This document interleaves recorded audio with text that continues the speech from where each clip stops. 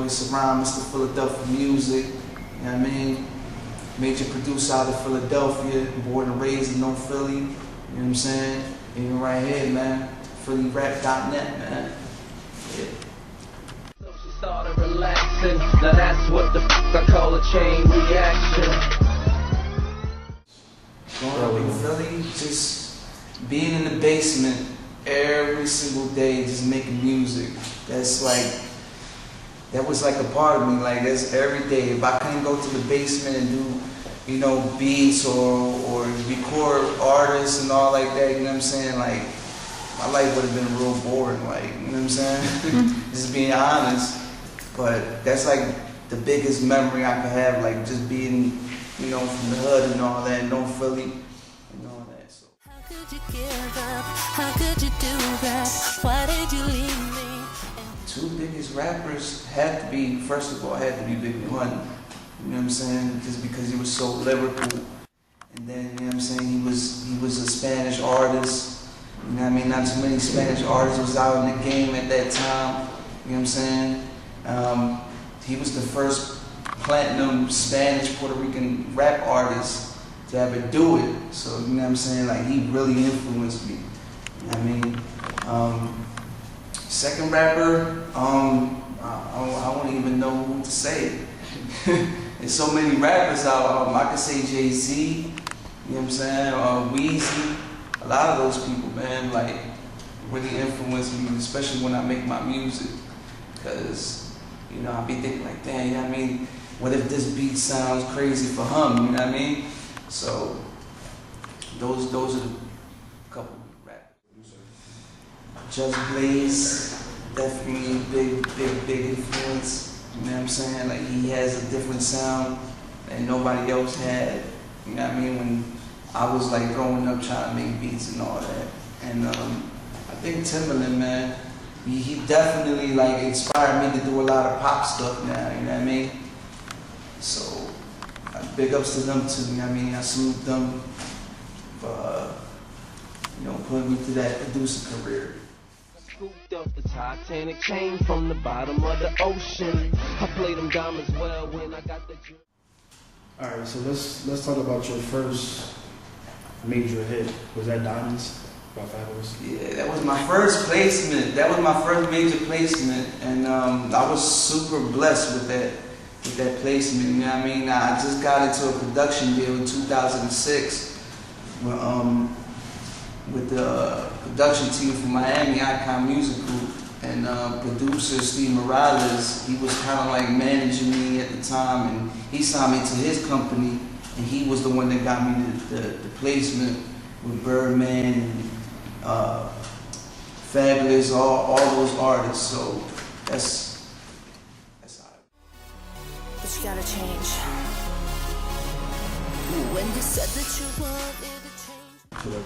I used to do MPCs and Tritons and Phantoms and all that, but now I'm more towards the software VST plugins.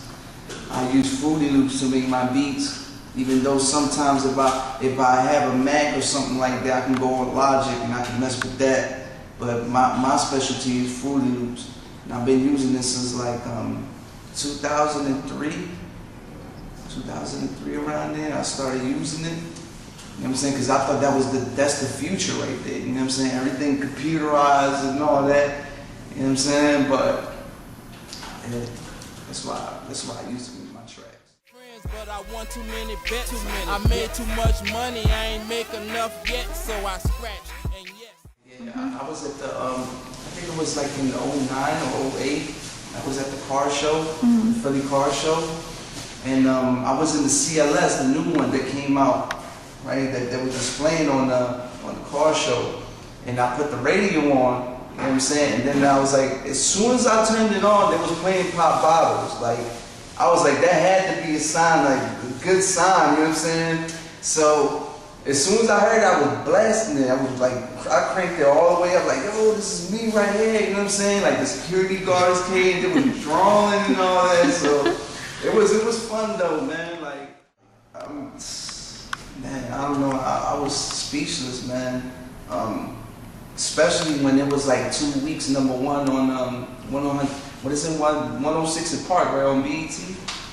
It was 2 weeks in a row, #1. Like, I know, I was like, if this song is #1 on BET 106 in Park, like, I know it's gonna do real good numbers. You know what I'm saying? Like, it already went platinum. You know what I'm saying? For the single, it went platinum. It sold over 1 million records and all that. You know what I'm saying? So I was like super blessed, man. Super blessed. I don't got nothing to complain about. You know what I mean? And it just popped off from there.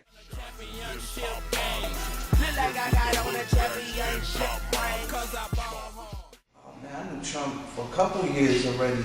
My cousin Wolf, he's also on the mixtape and DVDs and all that, and from Philly. So he like that with Trump. So it was like one day Wolf came up to me. He was like, "Yeah, man, you need to get at my boy, like Tone Trump." So I'm like, "All right," you know what I'm saying, bring him through. So he brought him through, and we just busting it up, and gave him a couple tracks. That's when he came out with that song called "Get Money, Get Fly." He came out with that song, and then a couple months afterwards, I was in Miami. I was doing some work out there, and they decided to fly him out to Miami, and he went to my crib because I was living out there at the time. I think it was I don't know, was it 09? I think it was, or something like that, but